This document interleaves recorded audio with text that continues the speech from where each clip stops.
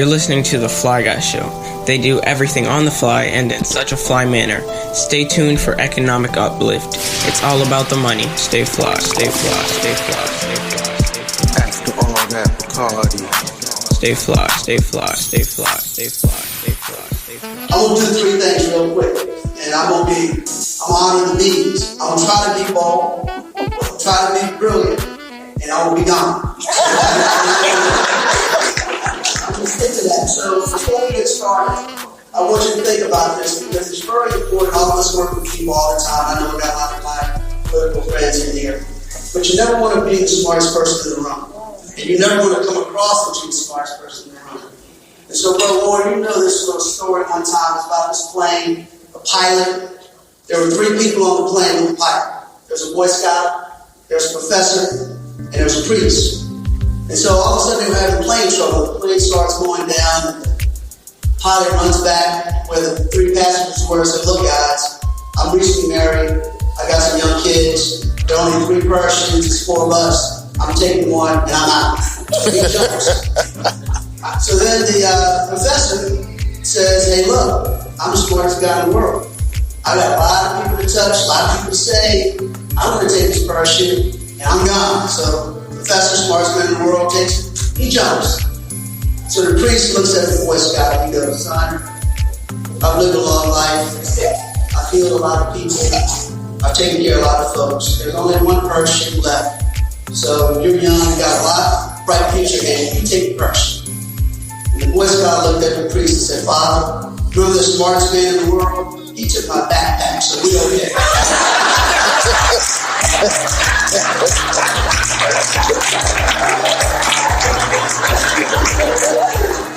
Be careful when you say you know everything. Right?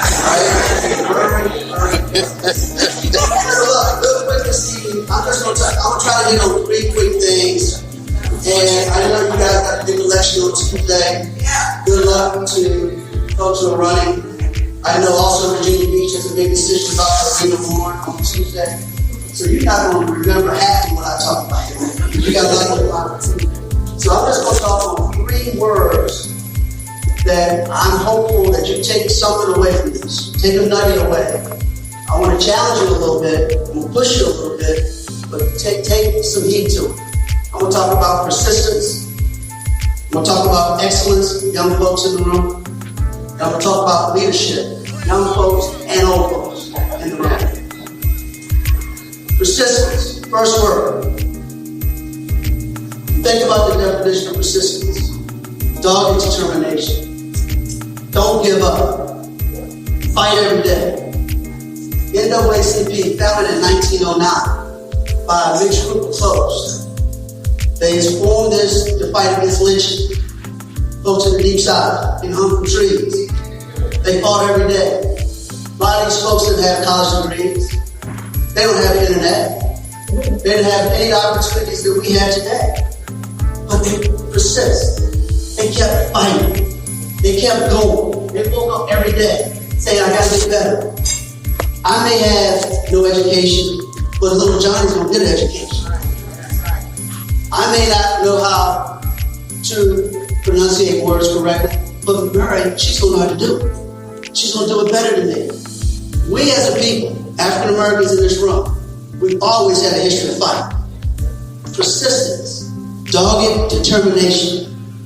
Don't stop, regardless of what it is. I can tell you, every day is a battle.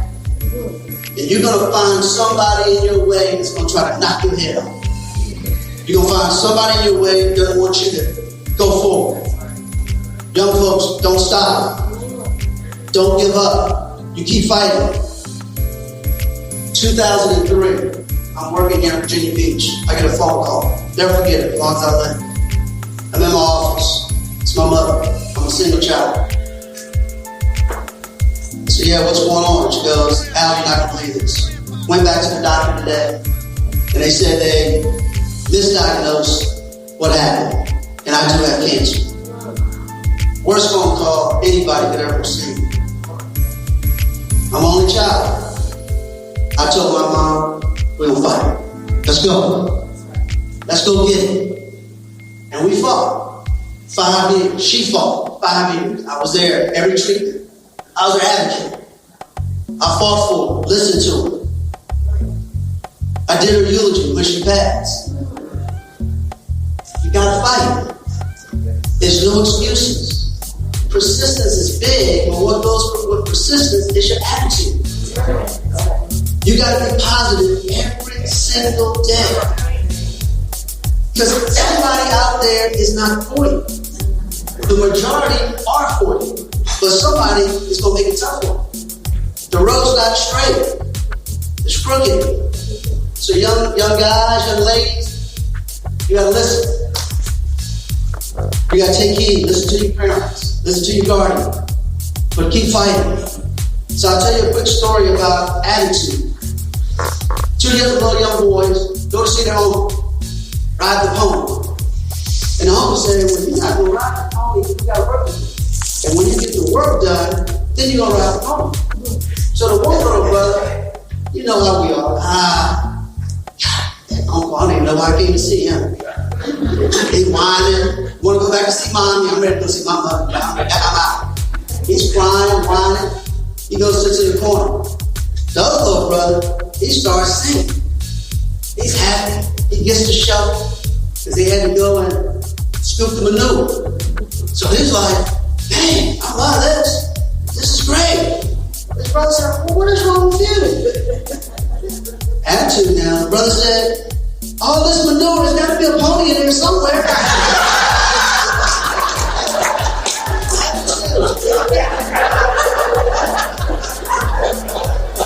So look, don't quit. Fight every single day. Be persistent. Second word is big in my opinion, excellence. I really feel the school systems, public schools and colleges should teach a course on how to be excellent. We live our lives just to be average. We wake up every day trying to take the shortcut. No one who's done anything in life has got there to take a shortcut. That's worth it. And some of us will take a shortcut, you get there, but always in the morning, right, Rick Daniels? So, excellence is really important. And I will say to all of us in this room, every day you got to work at what makes you different. What makes you special. Young folks, you're going to be competing with folks in India, in China, and Brazil, as well as your schoolmate right here in Virginia Beach. You got to be different. You got to be special. I tell folks, what's your Nike swoosh? Well, now I live in Baltimore, corporate headquarters of Under Armour. What's your Under Armour logo? Why should I hire you? What are you going to bring me to make you a little bit different? All of us in this room, we should wake up every morning because a good creator allowed us to wake up. And then every day go to achieve excellence. Don't just live your life to be average, ordinary. We want to be average. Excellence is what we're put here for. The Creator gave us His best when He created us. So look at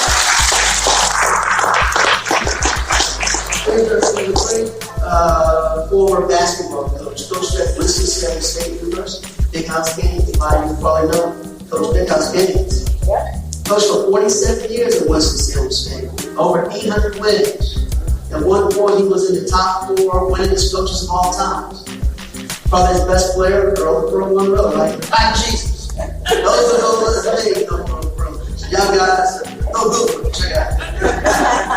But what Coach Gaines said about excellence, he had 4 keys to winning.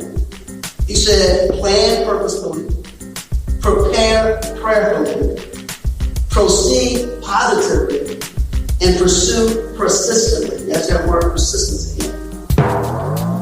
You have to prepare. Preparation is very important.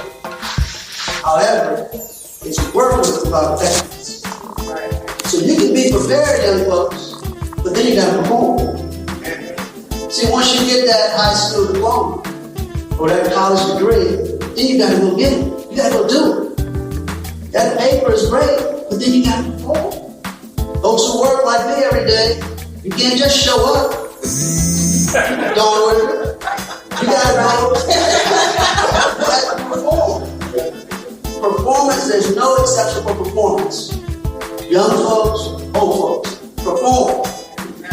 We have to be excellent every day.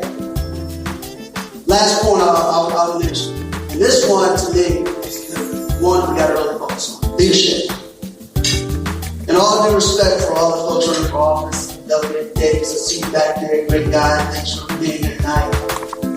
I really believe that in this country right now, we got a real leadership issue. And we have to do what we can. We got a leadership gap. We got to figure out as Americans, and I say Americans, how do we attract the best and the brightest to leadership? Especially when we talk about political leadership, public service. How do we attract the best and the brightest? Leadership is really key. I do a lot of reading about leaders, different leaders, because I want to learn from them. How do I get great? How do I become better? And one of the leaders I look at is a guy named Coach Woo. I'm a big sports guy. John Woo, who coached at UCLA years ago. 10 out of 12 years he coached, he got 10 national championships. So he talks about leadership in his book. And he says that, look, when you, as a leader, you need to live as if you're going to die tomorrow. But learn as though you live forever. All of us in this room, we got to get up every day and go get it. Don't take any day for granted. Because you might not get it the next day. So as a leader, you want to lead that way. And you also want to be a lifetime learner. I don't care if you're 35, 55, 75. You got to learn every day. 15, learn. You don't know it all. In fact, you know very little. You need to listen. We have to learn. In fact, Benjamin Franklin said a man died at 25, but he wasn't buried until he was 75. How many of us know people like that? Because they stop learning. You start learning, the game's over. It's very important to have that kind of leadership skills with you. Now I'll tell you this last story about leadership. It's John Wooden, he was very close to his father. He thought his dad was the best leader ever. And they grew up in rural America, in Indiana, farmers. One hot summer day, his dad was looking at this young 20-year-old farmer trying to pull these two plow horses out of the gravel pit. Couldn't get them out. But being young and ambitious, the 20-year-old was pulling the reins, pulling the bridle, fussing at the horses. Come on, yelling at them, screaming at them like some leaders do. Loud, come on. Horses wouldn't move. He got tired of it. So John Woo's dad went over to the young farmer and says, can I get the reins real quick? Got the two reins from the young farmer. He held the reins, got between the two big plows. Starts whispering in the ear of each horse. You barely hear him. Then he started rubbing the brow of the horse. Then he takes the rein and he goes in front of the horses. And he whistles. The two big plow horses get out of the ground. The message there is, as leaders, sometimes being gentle is better than being loud. Our tone, does tone matter? Absolutely, tone matters. The way we communicate with each other, does that matter? Absolutely. As a leader, it doesn't matter about raising up voices, trying to talk loud, embarrassing people, talking down to people, picking winners and losers. Leadership is bigger than that. I will tell you, a lot of times now, we go to bed at night when we go to bed at night now in 2017, some mornings we wake up, we don't know what to expect. And I know some folks, not all, but some feel that we're in a really, really tough point in our life right now. Haven't seen it like this before. Worst we've ever seen as a country. And then I say to myself, we overcame slavery, the Great Depression, Jim Crow, the deaths of President John F. Kennedy, 1963, Malcolm X in 64, Dr. King, April of 68, Bobby Kennedy, June of 68, Civil Rights Movement, and now we're here where we are today. And everybody has a different perspective on where we are. We went that place. In fact, we're upside down. So we may say, the young folks may say, they never seen all this stuff. What's next? And those who've seen it, because I know I have a lot of my senior folks here who've seen it, can it get any worse? Should we give up? Should we quit? And I'm here tonight to remind everyone that we need to think about folks before us and think about the whispers in your ear that they would say to you when you say, "I'm quit, I'm stop." So you need to remind yourself that Harriet Tubman, she would say, "Lord, I'm going to hold steady on to you. You've got to see me through." Fannie Lee Hamer would say, "If you ain't going to speak out on anything, ain't nobody going to speak out for you." Dr. King would say, I have decided to stick with love. Hate is too great a burden to bear." See, Medgar Evers would whisper in our ear, "You can kill a man, but you can't kill an idea." Paul Robeson, he would whisper, "I come to sing, but as a citizen, I will always speak for peace." Rosa Parks, she would whisper, "Fight for respect. Sometimes you deserve a seat." James Baldwin would say, "Go tell it on the mountain." Miles Davis would say, "Straight no chaser. Fight for justice." Don Hutchinson, that's my mom, she would say, "Boy, I invested too much in you for you to stop now."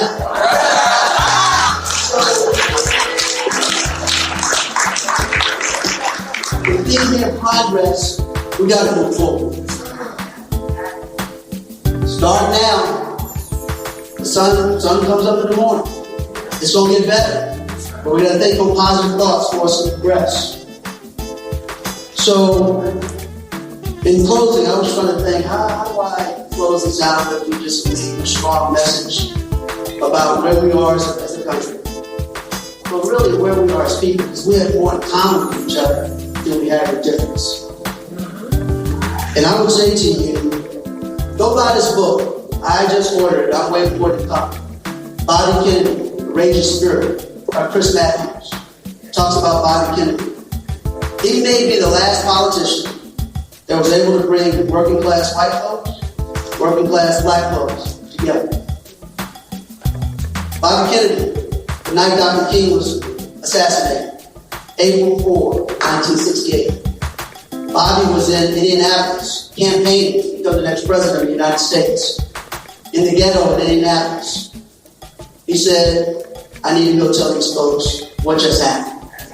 The chief of police department said, "Mr. Kennedy, we can't protect you. If you do that, we can't promise you that you're going to be safe." He says, "No, I got to do it." So he goes out calmly, and you need to look at it on YouTube. It's one of the best speeches I've ever seen in my life. And what he said that night to this crowd, he quoted his Greek poet, Aeschylus. And Bobby Kennedy said, this is a quote from Aeschylus, the Greek poet. "And even in our sleep, pain which cannot forget falls drop by drop upon the heart, until in our own despair, against our will, comes wisdom through the awful grace of God." Bobby goes further and says, what we need in the United States is not division. What we need in the United States is not hatred. What we need in the United States is not violence and lawlessness, but love and wisdom and compassion toward one another. A feeling of justice to those who still suffer in our country, whether they be black or whether they be white. And in 2017, those words echo just as much now as they did in 1968. So I would just say to you, war is not the answer. Love can conquer hate. Talk to me so you can see what's going on. Thank you.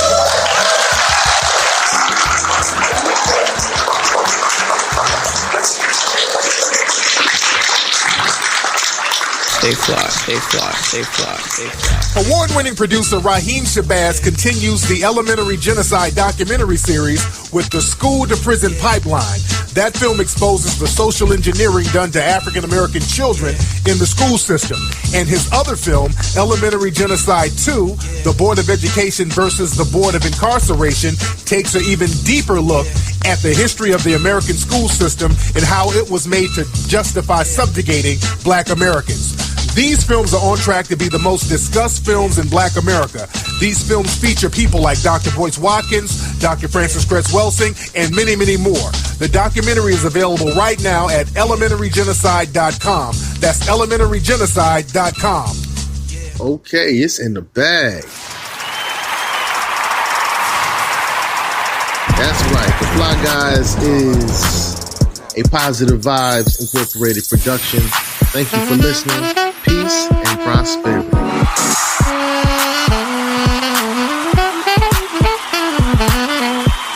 We're out. No, seriously, we're out. Peace. Salute. Abarigani. What's up? Stay fly, stay fly, stay fly, stay fly, stay fly, stay fly.